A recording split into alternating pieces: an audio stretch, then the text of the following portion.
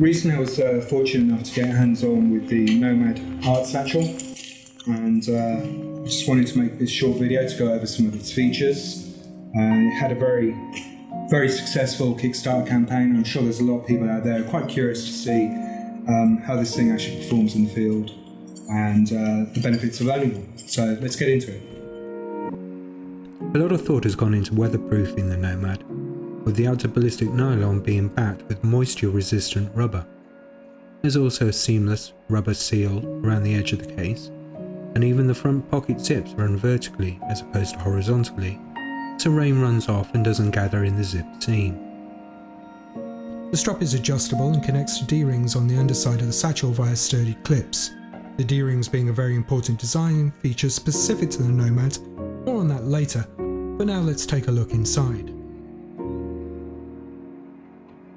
Inside, the Nomad has two distinct parts, utensil storage and sketchbook housing. The storage side comes with a removable fabric mesh, which I keep attached for any loose items I might store there.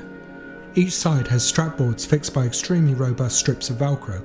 The difference between each board is the orientation of the straps, vertical and horizontal. This is the strap board you need for sketchbooks with the binding down the longer edge. Simply slide the back cover under all the straps.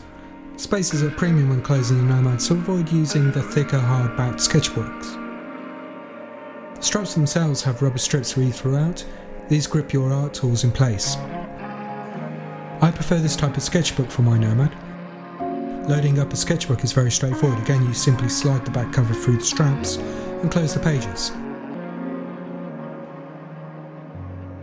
A good tip is to use one of the lower straps to stop your page being lifted by a gust of wind when you're outside drawing. I like to keep my clutch pencil and pip pen in these loops next to the pad, as they're my go-to drawing tools, and these loops mean that I don't have to go digging through the storage side to quickly retrieve them. Here I've made a quick time-lapse featuring my loadout for when I head out drawing, which includes various graphite pencils and charcoal pencils.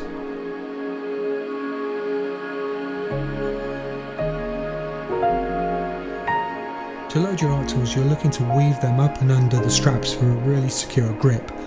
It's worth thinking about what you need to take with you when drawing to keep things to a minimum, so the satchel remains as light as possible, but there's still plenty of room for those just-in-case items.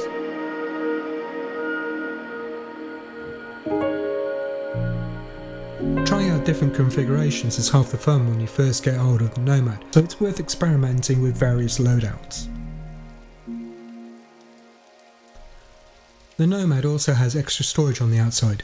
These two external pockets are both lined with soft fabric and are separate from one another.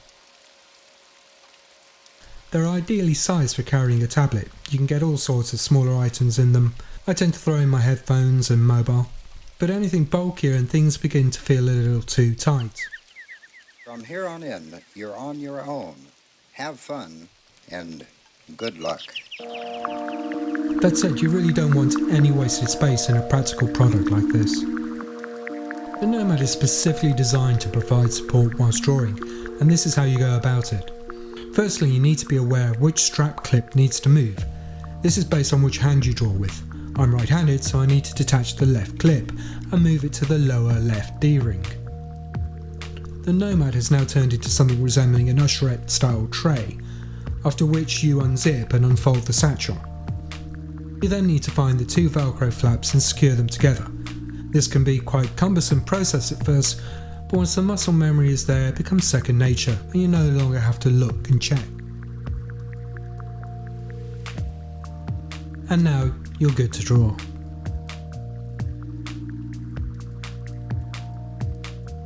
The flaps have been added so that you can still access the external pockets when you're using the Nomad to draw this way, without needing to alter anything about the setup. There is also a configuration for drawing in landscape. The process is similar as before, but this time you unclip the opposite side and move it to the corresponding D-ring, and then tilt the Nomad to rest horizontally.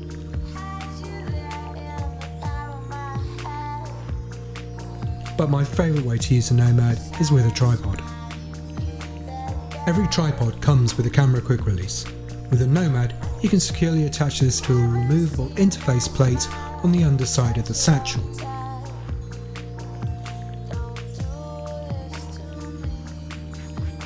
As you can see, this then clips back onto the tripod, so combined you now have a portable drawing easel, which I found to be both sturdy and reliable.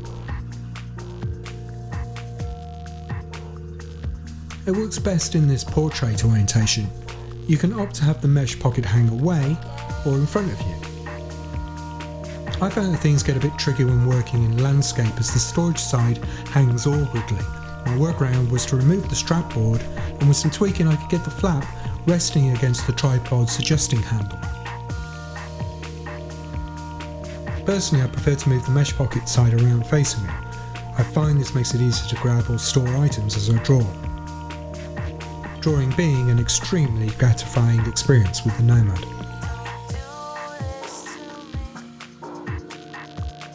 From this first look, I admit I'm quite the fan of the Nomad. It's an example of good product design that begs to be used, and if you do a lot of plein air drawing, it's well worth the price, which is $120 plus shipping. If you'd like to know more, head over to nomad-artist.com. I'll put the link in the description below. I'd also like to say a special thanks to ImagineFX magazine for sending the Nomad to me. For a more detailed review, check out issue 125. And thanks to Darren over at Nomad for answering my questions. Hope you enjoyed this video. Please feel free to leave a like or comment below. Till the next time, thanks for watching.